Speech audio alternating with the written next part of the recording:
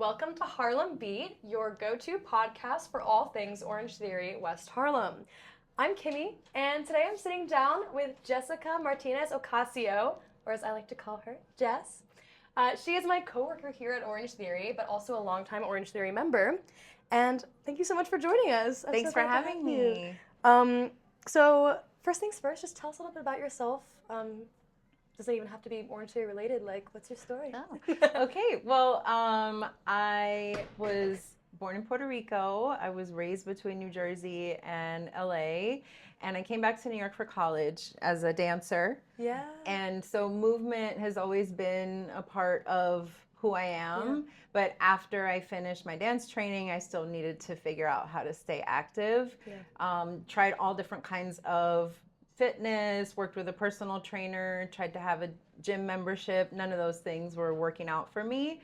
And so I came across Orangetheory about 7 years ago when I was living in Astoria. Shout out to Astoria. Hey. And so I joined there as a founding member because the studio was 2 blocks away from my house. So I figured location, that's going to really increase my chances of being consistent. That's true. Which it really did. And I loved it so much that I even became a part of the front desk team for a little while there. Yes. And I was working in retail, crazy hours, but committed to coming at least twice a week. Eventually, twice a week wasn't enough. I became addicted. Yes. Did upgrade to the Premier membership. And eventually, the full-time job and working part-time at OTF was too much. So I switched back to just being a member. And that got me through a lot of tough personal periods in my life. Just like staying committed to that one thing that I knew would always keep me grounded. Yeah.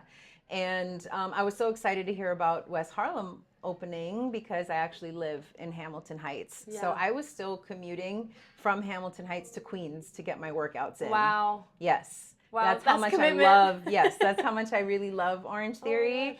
And as soon as I heard about West Harlem, I immediately jumped at the chance to join the team. Oh, yeah. Yeah. So That's amazing. Well, I will say, like, Jess is one of the people here who have taught me everything I know and encouraged me to get into class, to be moving my body. So you said that Orangetheory, so you've had a very long history with Orangetheory. And it's been a very, like, constant piece of your life for a while. Would you say that fitness still plays a pretty like large role in your day-to-day life? Like even now as an employee, are you still finding yourself taking class pretty often? Oh, absolutely.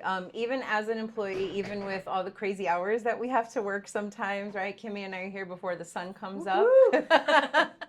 I still make that commitment to myself to take at least 2 classes a week, maybe even bump it up to 3, depending on my schedule. But it allows me to stay consistent, stay motivated because I'm in this wonderful environment that's so positive, so supportive, and just really aligns with my values. And that's what keeps me coming back. That's amazing. Yeah. Would you say that there was a period of time or a moment where you realized that Orangetheory or just like fitness in general was more important to you than it had ever been in the past?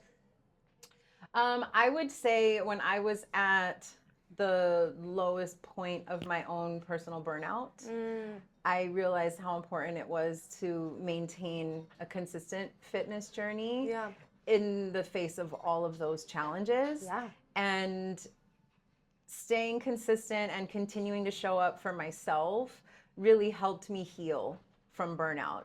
And, I think there's a misconception that, if you're burnt out, you don't have the energy, you don't have the time, the space. But creating the time and space is what's so important. Yeah. And putting yourself first. And I always would remember how good I would feel after the workout, even if I had to drag myself there sometimes. What would you say is a misconception of, you said there's a misconception about burnout where like you have to have everything together in order to combat burnout. Yeah. Would you say, what did burnout look like to you? Like, how were you experiencing it? So it's interesting because I didn't realize I was going through burnout until after. Now I've, learned so much about what burnout feels like, Yeah. that it inspired me to become a certified burnout coach. Oh, wow. And so through my certification and also my decision to go back to school and study applied positive psychology, Yeah. I realized that burnout is not failure, it's not weakness, it's awareness that you have reached a limit and there's some kind of action that you need to take to course correct. Wow. And burnout can happen either if there's a misalignment of values, it can happen if there is a net energy drain outweighs the net energy gains in your life. It's very easy to do. Yes. And so that's why I say, you know, thinking about a fitness routine and staying consistent with that doesn't feel attainable sometimes when you're in the thick of burnout. Right. But I found it to be the opposite. I found that it was something that helped restore my energy. And it also helped me realize that I can do hard things. Yeah. And I'm reminded of that in every single workout. And that's another thing that keeps me coming back. And you build that connection with the coaches and then they start rooting for you. And that's such a great feeling. Yes. You know, even when it's hard for you to cheer for yourself.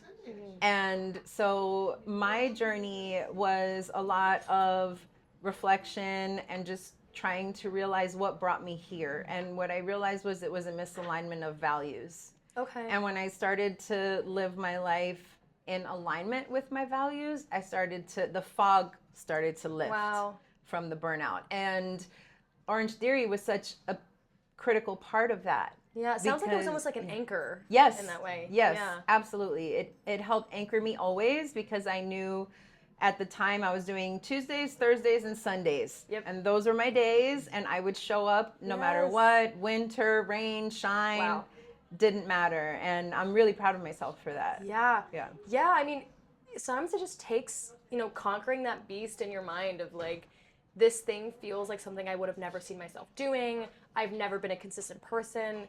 I know that I'm only going to do it for 2 weeks and then I know I'm going to give up because I'm inconsistent, I'm not committed.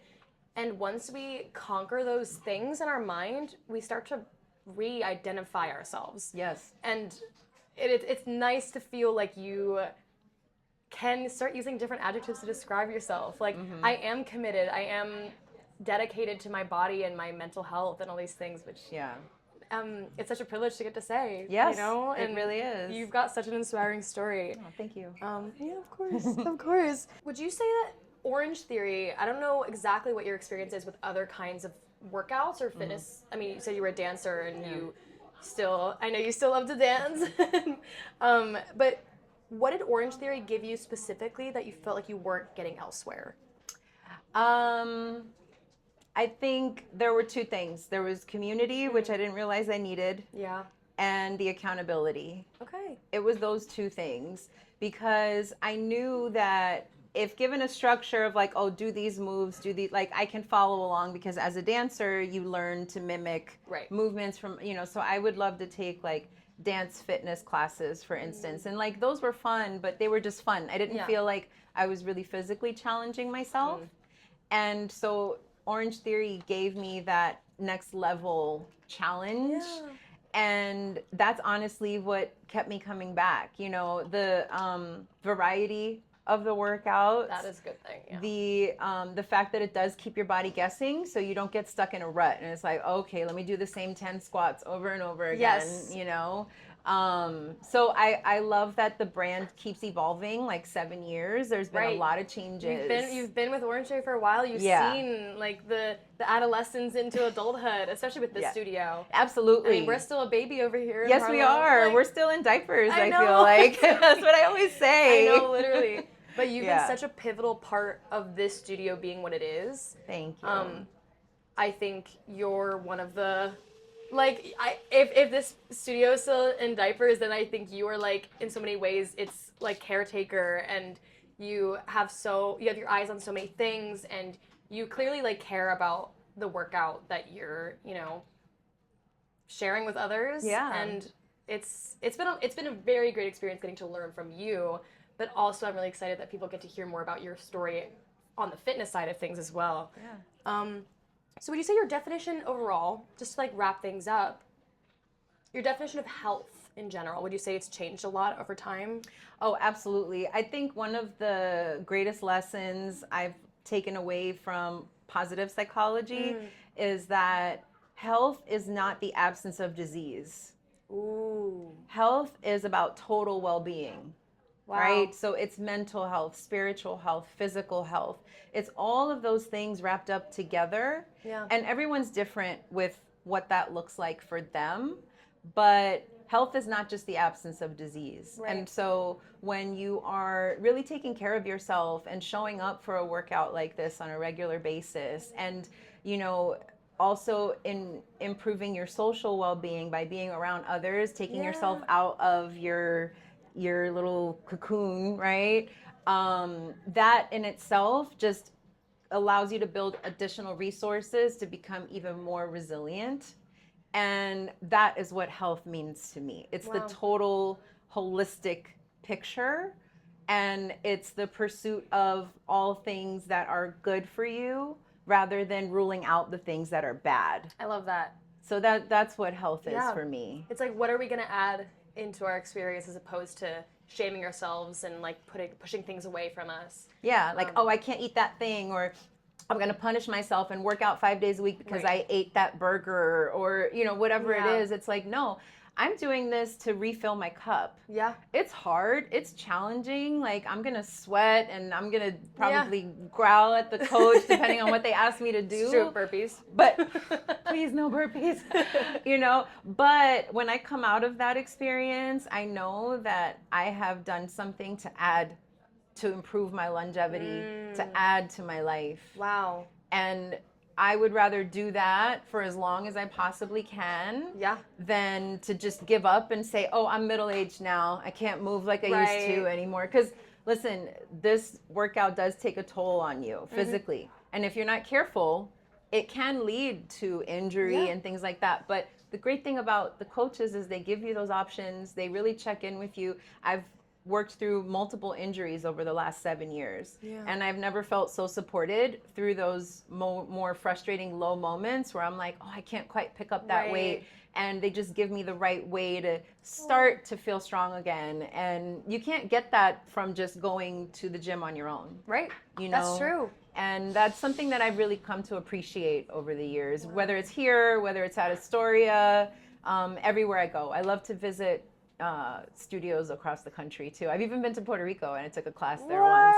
Wait, that's so cool. Shout out Puerto Rico. San Patricio, what's up? Wow, I mean, I really learned a thing or two just talking to you. I'm definitely taking away that concept of like, when I'm taking class, I'm not just burning calories and, you know, getting my steps in and trying to like minimize myself, you know, like punish myself or maybe, you know, rid myself of something. I'm adding something back in, and I'm taking that away with me from having this conversation. Thank you so much for joining us, Jess. Are there any last things you'd like to share? Well, the last thing that I'd like to share is not only have I stuck with this for 7 years, but I also brought my husband along for the journey. And so he's also a founding member at West Harlem, and he absolutely loves coming here to work out. And he can only do twice a week, and I think that's, you know, more than enough for him. He's a very active, he's a zookeeper at Central Park Zoo. So I'm really proud that he has taken this journey and run with it on his own. You know, I used to help book his classes. Now he books his own classes. That's so sweet. So like, he's really committed. And so when you have a partner in your life that also is on that same journey, it makes it that much more worthwhile. Wow. So it was great to bring him along, and my sister too. So like, you've got the family involved. Yeah, absolutely. Goals. Yeah. Truly. We're all trying to be like Jess out here. Thank you so much for joining us today. Thank you for having me. It was so nice to have you. Thank you so much for watching this episode of Harlem Beat. If you would like to be the next guest on the Harlem Beat podcast, just talk to someone at the front desk at Orangetheory West Harlem or shoot us a DM, and you can share your story with the team and with our audience here. Thank you so much for watching. Bye.